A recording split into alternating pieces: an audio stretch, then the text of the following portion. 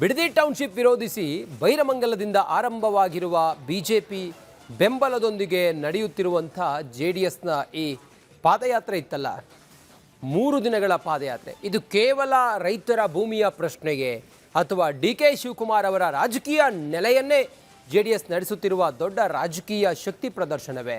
ಈ ಪಾದಯಾತ್ರೆಯ ಸುತ್ತಲಿನ ರಾಜಕೀಯವೇನು? August 11ರಂದು freedom ಪಾರ್ಕ್ನಲ್ಲಿ ಬೃಹತ್ ಸಮಾವೇಶದೊಂದಿಗೆ ಅಂತ್ಯಗೊಂಡ ನಂತರ ಈ ರಾಜಕೀಯ ಹೋರಾಟ ಯಾವ ರೂಪದಲ್ಲಿ ಮುಂದುವರಿಯಲಿದೆ? ಬಿಡದಿ ಟೌನ್ಶಿಪ್ ವಿವಾದದ ಹಿನ್ನೆಲೆಯಲ್ಲಿ ಆರಂಭವಾಗಿರುವ ಪಾದಯಾತ್ರೆಯ ಪೂರ್ಣ ರಾಜಕೀಯ ಚಿತ್ರಣದ ಸಂಪೂರ್ಣ ಡೀಟೇಲ್ಸ್ ಇಲ್ಲಿದೆ ನೋಡಿ.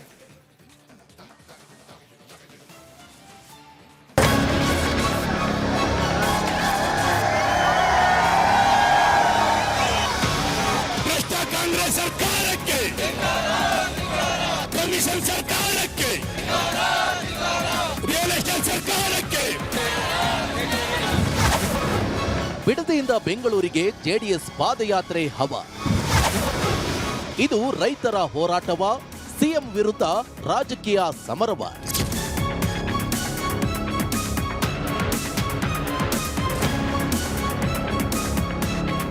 ಕರ್ನಾಟಕದ ರಾಜಕೀಯದಲ್ಲಿ ಮತ್ತೆ ಪಾದಯಾತ್ರೆಯ ರಾಜಕೀಯ ಕಾವು ಏರಿದೆ.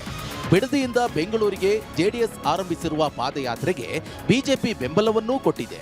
ಬೆಂಗಳೂರು ಹೊರವಲಯದ ಬಿಡದಿಯ ಬೈರಮಂಗಲದಿಂದ ಆಗಸ್ಟ್ 9ನೇ ತಾರೀಕು ಈ ಪಾದಯಾತ್ರೆ ಆರಂಭ ಆಗಿದೆ.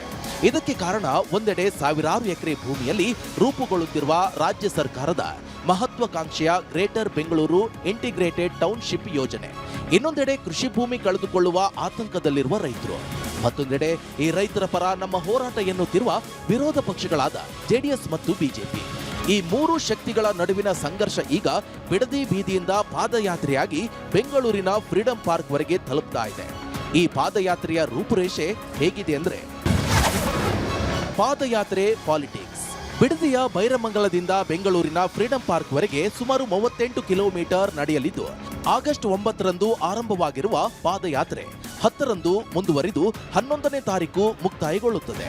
ಕೇಂದ್ರ ಸಚಿವ ಎಚ್.ಡಿ. ಕುಮಾರಸ್ವಾಮಿ ಹಾಗೆ ವಿಧಾನಸಭೆ ವಿಪಕ್ಷ ನಾಯಕ ಆರ್ ಅಶೋಕ್ ಈ ಪಾದಯಾತ್ರೆಗೆ ಚಾಲನೆಯನ್ನ ನೀಡಿದ್ದು, ಪಾದಯಾತ್ರೆ ಮುಕ್ತಾಯಕ್ಕೂ ಮುನ್ನ ದೇವೇಗೌಡರು ಸಾಂಕೇತಿಕವಾಗಿ ಪಾಲ್ಗೊಳ್ಳುವ ಸಾಧ್ಯತೆ ಇದೆ. ಇನ್ನು ಆಗಸ್ಟ್ 11ರಂದು ಬೆಂಗಳೂರಿನ ಫ್ರೀಡಂ ಪಾರ್ಕ್ನಲ್ಲಿ ನಡೆಯಲಿರುವ ಬೃಹತ್ ಸಮಾವೇಶದೊಂದಿಗೆ ಈ ಪಾದಯಾತ್ರೆ ಮುಕ್ತಾಯಗೊಳ್ಳಲಿದೆ. ಇದು ಜೆಡಿಎಸ್ ನೇತೃತ್ವದ ಪಾದಯಾತ್ರೆಯ ರೂಪುರೇಷೆ. ಇನ್ನು ಈ ಪಾದಯಾತ್ರೆಯನ್ನ ಜೆಡಿಎಸ್ ಯುವ ನಾಯಕ ನಿಖಿಲ್ ಕುಮಾರಸ್ವಾಮಿ ಮುನ್ನಡೆಸುತ್ತಿದ್ದಾರೆ. ಆದರೆ ಇದನ್ನ ಕೇವಲ ಜೆಡಿಎಸ್ ಕಾರ್ಯಕ್ರಮ ಅಂತ ನೋಡುವಂತಿಲ್ಲ. ಈಗಾಗಲೇ ವಿಧಾನಸಭೆ ವಿರೋಧ ಪಕ್ಷದ ನಾಯಕ ಆರ್ ಅಶೋಕ್ ಈ ಪಾದಯಾತ್ರೆಯಲ್ಲಿ ಭಾಗವಹಿಸಿರುವುದರಿಂದ ಇನ್ನಷ್ಟು ಬಿಜೆಪಿ ನಾಯಕರು ಮತ್ತು ಕಾರ್ಯಕರ್ತರು ಇದರಲ್ಲಿ ಭಾಗವಹಿಸುವ ಮೂಲಕ ಇದು ಬಿಜೆಪಿ ಜೆಡಿಎಸ್ ಮೈತ್ರಿಯ ಜಂಟಿ ರಾಜಕೀಯ ಪ್ರದರ್ಶನವಾಗುವತ್ತ ಸಾಗ್ತಾ ಇದೆ. ಶಿವಕುಮಾರ್ ಊರೇ ಬಂದಿದ್ದಾರೆ, ಅಲ್ಲಿ ಮಾತ್ರನ ಜಮೀನ್ ತಗೊಳಲ್ವಂತೆ, ಇಲ್ಲಿ ಮಾತ್ರನ ಬಿಡದಿಲ್ ಮಾತ್ರ ತಗೋಬೇಕಂತೆ. ಯಾಕೆ ಅಲ್ಲಿ ಸಿಗಲ್ವಾ ಜಮೀನು? ಕನಕಪುರದಲ್ಲಿ ಸಿಗಲ್ವಾ ಜಮೀನು? ಇಲ್ಲೇ ಯಾಕೆ ತಗೋಬೇಕು? ಬಿಡದಿ ಟೌನ್ಶಿಪ್ ಅಂತ ಯಾಕೆ ಮಾಡ್ಬೇಕು? ಅಲ್ಲೇ ಮಾಡ್ಬೋದಲ್ಲ ಕನಕಪುರದಲ್ಲಿ. ಡಿ.ಕೆ. ಶಿವಕುಮಾರ್ಗೆ ಹೇಳೋದು ಒಂದೇ, ನಾವು ಮಾತ್ರ ಜಮೀನ್ ಕೊಡಲ್ಲ. ಆ ಪ್ರಾಣ ಹೋಗೋವರೆಗೂ ನಾವು ಹೋರಾಟ ಮಾಡ್ತೀವಿ ಅಂತ ನಾನು ಹೋರಾಟನೂ ಮಾಡ್ತೀವಿ. ನಮ್ಮ ಜೊತೆ ನಮ್ಮ ರೈತರ ಪರವಾಗೂ ನಾವು ನಿಲ್ತೀವಿ. ವಿವಾದದ ಕೇಂದ್ರ ಬಿಂದುವಾಗಿ ಪಾದಯಾತ್ರೆಗೆ ಕಾರಣವಾಗಿರುವ ಈ GBIT ಅಂದ್ರೆ ಗ್ರೇಟರ್ ಬೆಂಗಳೂರು ಇಂಟಿಗ್ರೇಟೆಡ್ ಟೌನ್ಶಿಪ್ ಯೋಜನೆ ಈ ಪಾದಯಾತ್ರೆಗೆ ಮೂಲ ಕಾರಣ. ಕರ್ನಾಟಕ ಸರ್ಕಾರದ ಸಚಿವ ಸಂಪುಟ ಏಪ್ರಿಲ್ 30ರಂದು ಯೋಜನೆಗೆ ಅನುಮೋದನೆ ನೀಡಿದೆ. ಈ ಯೋಜನೆಯ ವಿವರ ಹೀಗಿದೆ. ಪಾದಯಾತ್ರೆ ಪಾಲಿಟಿಕ್ಸ್. GBIT ಅಂದ್ರೆ ಗ್ರೇಟರ್ ಬೆಂಗಳೂರು ಇಂಟಿಗ್ರೇಟೆಡ್ ಟೌನ್ಶಿಪ್ ಯೋಜನೆಯ ವ್ಯಾಪ್ತಿ ಸುಮಾರು 7,481 ಎಕರೆ ಹಾಗೂ ಈ ಯೋಜನೆಯ ಅಂದಾಜು ವೆಚ್ಚ ಸುಮಾರು 18,133 ಕೋಟಿ ರೂಪಾಯಿ.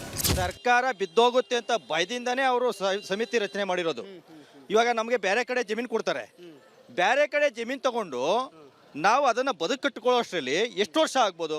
ನಮ್ಮ ಜೀವನನೇ ಇವತ್ತು 50 ವರ್ಷಕ್ಕಿದ್ದೀವಿ. ಇವಾಗ 50 ವರ್ಷಕ್ಕೆ ನಮ್ಮ ಜೀವನ ಇನ್ನೇನು ಜೀವನ ಯಾವತ್ತೂ ಅಂತ ಹೇಳೋಕ್ಕಾಗಲ್ಲ.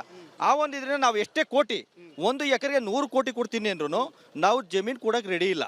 ಇನ್ನು ಈ ಯೋಜನೆಯ ಉದ್ದೇಶ ಬೆಂಗಳೂರಿನ ಮೇಲೆ ಇರುವ ನಗರದ ಒತ್ತಡವನ್ನ ಕಡಿಮೆ ಮಾಡುವುದು, ಹೊಸ ವರ್ಕ್ ಲೈವ್ ಪ್ಲೇ ಮಾದರಿಯ ನಗರ ಪ್ರದೇಶ ನಿರ್ಮಿಸುವುದು, ಹೊಸ ಉದ್ಯೋಗ, ವಸತಿ, ಕೈಗಾರಿಕೆ, ವಾಣಿಜ್ಯ ಮತ್ತು ಮೂಲ ಸೌಕರ್ಯಗಳನ್ನ ಒಂದೇ ಪ್ರದೇಶದಲ್ಲಿ ಅಭಿವೃದ್ಧಿಪಡಿಸುವುದು.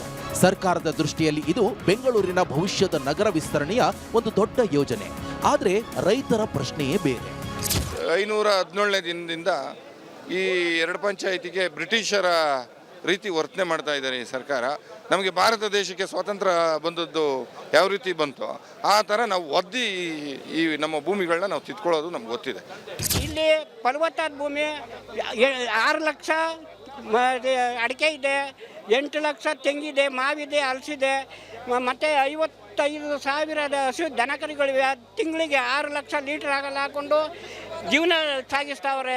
ಹೆಣ್ಣು ಮಕ್ಕಳ ಜೀವನ ಸಾಗಿಸ್ತಾವ್ರೆ ಹಾಲು ಹಾಕೊಂಡು. ಆದರೆ ಇದರಲ್ಲಿ ಪಾಲ್ದಾರಿಕೆ ಮಾಡಿಕೊಂಡು ಪಾಪ ಬೇರೆಯವ್ರದ್ರಲ್ಲಿ ಹುಲ್ಲು ಹಾಕೊಂಡು ಜೀವನ ಸಾಗಿಸ್ತಾ ಇದ್ದಾರೆ. ಇಲ್ಲಿ ಸಣ್ಣ ಮತ್ತು ಅತಿ ಸಣ್ಣ ರೈತರು 80% ಇದ್ದಾರೆ. 1 ಎಕರೆ, ಅರ್ಧ ಎಕರೆ, 10 ಕುಂಟೆ ಜೀವನ ಮಾಡಿಕೊಂಡು ಪಾಪ ಮಕ್ಕಳನ್ನ ಸಾಕೊಂಡಿದ್ದಾರೆ. ಇವ್ರನ್ನೆಲ್ಲ ಒಕ್ಕಲಿಗೆ ಬಿಸ್ಬಿಟ್ರೆ ಮುಂದಿನ ಪೀಳಿಗೆಗೆ ಏನು ಮಾಡ್ತಾರೆ ಇವರು? ಇವ್ರು ಕಮಿಷನ್ ತಂದೆ ಇವ್ರು ಯಾವುದು ಮಾಡಲ್ಲ. ಯಾಕೆ ಈ ಪ್ರಾಜೆಕ್ಟಿಂದ ಯಾವ ಪುರುಷಾರ್ಥಕ್ಕೆ ಮಾಡ್ತಾರೆ? ರೈತರ ಪ್ರಶ್ನೆ ಏನಂದ್ರೆ, ಈ ಅಭಿವೃದ್ಧಿಗಾಗಿ ತಮ್ಮ ಕೃಷಿ ಭೂಮಿಯನ್ನೇ ಕಳೆದುಕೊಳ್ಬೇಕಾದ್ರೆ ಪರಿಹಾರ ಹಣ ಸಿಕ್ಕರೂ ತಮ್ಮ ಜೀವನೋಪಾಯವನ್ನ ಹೇಗೆ ಮುಂದುವರಿಸೋದು? ಇದೇ ಪ್ರಶ್ನೆ ಈಗ ಹೋರಾಟದ ಕೇಂದ್ರ ಬಿಂದುವಾಗಿದೆ. ಅವ್ರದ್ದು ಏನಿದೆ ಗೊತ್ತಿಲ್ಲ, ಅವ್ರ ಮೈಂಡ್ ಅವ್ರದ್ದು. ನಮ್ಮದು ಏನಿದೆ ನಾವು ಇದು ಮಾಡ್ಬೇಕಂತ ಇದ್ದೀವಿ. ಅವ್ರ ಜನಗಳು ರೈತರು ಬೆಳಿಬೇಕಂತ ಭೂಮಿನ ಕಿತ್ಕೊಳ್ಳೋದು ತಪ್ಪೋದು. ಆ ಭೂಮಿನ ಕಿತ್ಕೋಬಾರ್ದು. ಅದು ಅನ್ನದಾತದ ಭೂಮಿ. ಅದು ಆ ಭೂಮಿನ ಯಾವುದೇ ಕಾರಣಕ್ಕೂ ಕಿತ್ಕೋಬಾರ್ದು ಸರ್. ಅದು ಯಾವುದೇ ಕಾರಣ ಅನ್ನ ಕೊಡೋದು ಇದನ್ನ ನೇಗಳನ್ನ ನಾವು ತಿಳ್ಕೋಬಾರ್ದು. ಅವ್ರು ಅದು ತಿಳ್ಕೊಂಡು ಮುಂದಿನ ರಾಜಕೀಯದವರು ಮಾಡಬೇಕು, ಅದನ್ನ ಅವ್ರು ತಿಳ್ಕೊಬೇಕು ಸರ್. ಈಗ ಪಾದಯಾತ್ರೆ ಮಾಡುತ್ತಿರುವ ಈ ಭಾಗದ ರೈತರ ವಾದವೇನು ಅಂತ ಹೇಳಿದ್ರೆ, ಭೂಮಿಯ ಮೇಲೆ ಎಷ್ಟೇ ಕೊಟ್ಟರು ತಲೆ ತಲಾಂತರಗಳಿಂದ ಬಂದ ಕೃಷಿ ಭೂಮಿ ಮತ್ತು ಅದರೊಂದಿಗೆ ಬೆಸೆದುಕೊಂಡಿರುವಂತ ಜೀವನೋಪಾಯವನ್ನ ಹಣದಿಂದ ಬದಲಾಯಿಸಲು ಸಾಧ್ಯವಿಲ್ಲ ಅನ್ನೋದು ಇದೇ ಮೂಲ ಸಂಘರ್ಷ. ಇದು ಏನಾಗಿದೆ, ಈ ಸರ್ಕಾರ ಪ್ರತಿಷ್ಠೆ ಆಗ್ತಾಂಡಿದೆ ಸರ್. ಆಮೇಲೆ ನಾನೊಂದು ಮಾತು ಹೇಳೋಕ್ಕೆ ಇಷ್ಟಪಡ್ತೀನಿ. ಇವತ್ತು ನಾವು ಮಾಡ್ಕೊಂಡಿರೋ ಮುಖ್ಯಮಂತ್ರಿಗಳು ಒಬ್ಬರು ಬಿಸ್ನೆಸ್ ಮ್ಯಾನ್. ಆ ಬಿಸ್ನೆಸ್ ಮ್ಯಾನ್ಗೆ ಎಲ್ಲ ಬಿಸ್ನೆಸ್ ಆಗೇ ಕಾಣುತ್ತೆ ಬಿಟ್ಟರೆ ರೈತರು ಕಷ್ಟ ಸುಖ ಅವೆಲ್ಲ ಅವ್ರಿಗೆ ನೆಸೆಸಿಟಿ ಸರ್. ಏಕೆಂದರೆ ಲಾಸ್ಟು ಚುನಾವಣೆಯಲ್ಲಿ 2023 ಚುನಾವಣೆ ನಡೆದಾಗ ಯಾವ್ಯಾವ ಕ್ಷೇತ್ರದಲ್ಲಿ ಯಾರ್ಯಾರು ಗೆದ್ಯೋದಕ್ಕೆ ಎಷ್ಟೆಷ್ಟು ಬಂಡವಾಳ ಗೆದ್ದು ಅನ್ನೋದು ಅವ್ರಿಗೆ ಚೆನ್ನಾಗಿ ಗೊತ್ತು. ಈಗ ನೆಕ್ಸ್ಟ್ ಇನ್ನೇನು 28ಕ್ಕೆ ಚುನಾವಣೆ ಬರುತ್ತೆ. ಈ ಚುನಾವಣೆಗೆ ಎಷ್ಟು ಬಂಡವಾಳ ಗೆಲ್ಲಬೇಕು ಅನ್ನೋದು ಅವ್ರು ಯೋಚನೆ ಮಾಡ್ತಾ ಇರೋದು. ಆ ಬಂಡವಾಳ ಎಲ್ಲಿ ತೆಗಿಬೇಕು ಅಂದರೆ ಇಲ್ಲೇ ರೈತರು ಭೂಮಿಲೇ ತೆಗಿಬೇಕು ಸರ್. ಅದು ಅವ್ರು ಯೋಚನೆ ಮಾಡ್ತಾ ಇದ್ದಾರೆ ಸರ್. ಈ ಪಾದಯಾತ್ರೆ ಈಗ 2 ದಿನಗಳಿಂದ ನಡೀತಾ ಇದೆ. ಆದರೆ ಬಿಡದಿ ಭಾಗದ ರೈತರು 1 ವರ್ಷಕ್ಕೂ ಹೆಚ್ಚು ಕಾಲದಿಂದ ಯೋಜನೆ ವಿರುದ್ಧ ಪ್ರತಿಭಟನೆ ನಡೆಸುತ್ತಿದ್ದಾರೆ.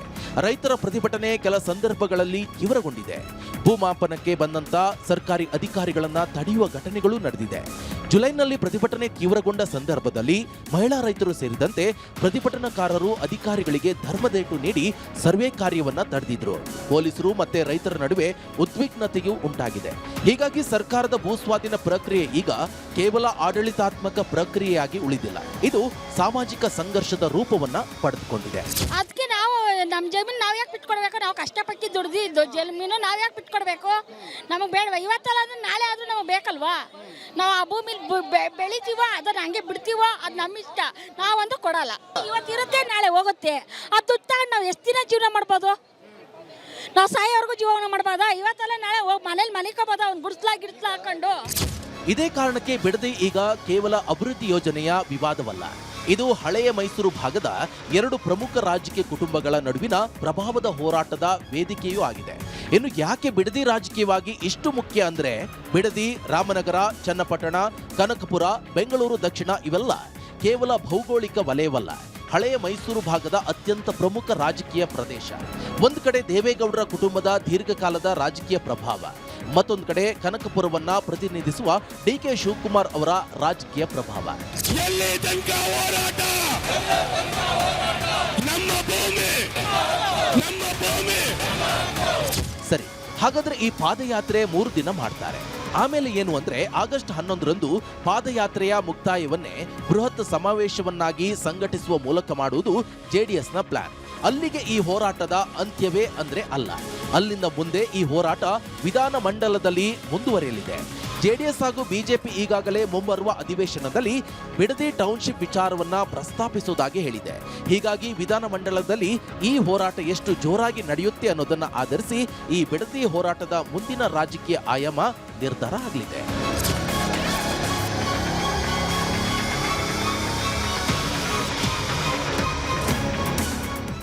ಆಯ್ತು, ನೀವು ಇವತ್ತು ಹಣ ಕೊಡ್ತೀರಿ ಅನ್ನೋದಾದ್ರೆ ಎಕರೆಗೆ 2 ಕೋಟಿ ನೀವೇ ನಿಗದಿ ಮಾಡಿದ್ದೀರಿ. ನಿಮ್ಮ ಖಾತೆಯಲ್ಲಿ ದುಡ್ಡಿದೆಯಾ? 5,500 ಕೋಟಿಗೆ 11,000 ಕೋಟಿ, 5,500 ಎಕರೆಗೆ 11,000 ಕೋಟಿ ಇವತ್ತು ನಿಮ್ಮಲ್ಲಿ ದುಡ್ಡಿರ್ಬೇಕು ನಿಮ್ಮ ಖಾತೆನಲ್ಲಿ. ತೋರಿಸಿ ದಯವಿಟ್ಟು ಅದನ್ನ, ಬಹಿರಂಗಪಡಿಸಿ ಅದನ್ನ.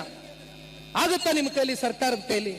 ಈ ಪಾದಯಾತ್ರೆ ಮಧ್ಯೆ ರೈತರ ಜೊತೆ ಸರ್ಕಾರ ನಡೆಸಲು ಮುಂದಾಗಿರುವಂತ ಮಾತುಕತೆ ಯಶಸ್ವಿಯಾಗುತ್ತದೆ ಅಥವಾ ಬಿಡದಿ ಟೌನ್ಶಿಪ್ ಮುಂದಿನ ದಿನಗಳಲ್ಲಿ ಕರ್ನಾಟಕದ ಮತ್ತೊಂದು ದೊಡ್ಡ ಭೂಮಿ ರಾಜಕೀಯ ಸಂಘರ್ಷವಾಗಿ ರೂಪುಗೊಳ್ಳುತ್ತದೆಯೇ ಅನ್ನೋದು ಸದ್ಯದ ಪ್ರಶ್ನೆ.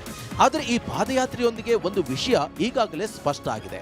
ಅದೇನೆಂದ್ರೆ ಬಿಡದಿಯ ಭೂಮಿ ಈಗ ಕೇವಲ ರೈತರು ಹೋರಾಟ ಹಾಗೆ ಅಭಿವೃದ್ಧಿಯ ನಕ್ಷೆ ಅಲ್ಲ, ಅದು ಕರ್ನಾಟಕದ ರಾಜಕೀಯದ ಹೊಸ ಸಂಘರ್ಷದ ನಕ್ಷೆ ಎಂಬಂತೆ ಈ ಪಾದಯಾತ್ರೆಯೊಂದಿಗೆ ಮೇಲ್ನೋಟಕ್ಕೆ ಗೋಚರಿಸುತ್ತದೆ. ಈಗ ನಾವು ಕೊಡ್ತಾ ಇರೋದಲ್ಲಪ್ಪ, ಯಾರಪ್ಪ ಮಿನಿಸ್ಟ್ರು ಅಂತಾನಪ್ಪ ಹಿಡಿದೆ ಮಾಡಿ ನಮ್ಮ ಮಂದಣ್ಣ ಮಿನಿಸ್ಟ್ರು. ಅಯ್ಯ, ನಾವು ಕಾಣದೇ ಇರಲ್ಲ, ನಾವು ಕಾಣಿದ್ರೆ ಅಶೋಕ ನಾನು ಕಾಣದೇ ಇರೋ ಮಂತ್ರಿಗಿರಿನ, ನಾವು ಕಾಣದೇ ಇರೋ ಮಂತ್ರಿಗಿರಿನ ಏನು ಮಂತ್ರಿಗಿರಿ ಸ್ಪೆಷಲ್ ಕೊಂಡಿದೆಯಾ? ಇನ್ನು ಈ ಬಿಡದಿ ಪಾದಯಾತ್ರೆ ಇತಿಹಾಸದ ಪಾದಯಾತ್ರೆಗಳ ಮೆಲುಕು ಹಾಕಲು ಒಂದು ನೆಪವಾಗಿದೆ. ಆ ಐತಿಹಾಸಿಕ ಪಾದಯಾತ್ರೆಗಳ ವಿವರ ಈ ಎಳೆ ರಾಜಕೀಯದ ಮುಂದಿನ ಎಳೆ.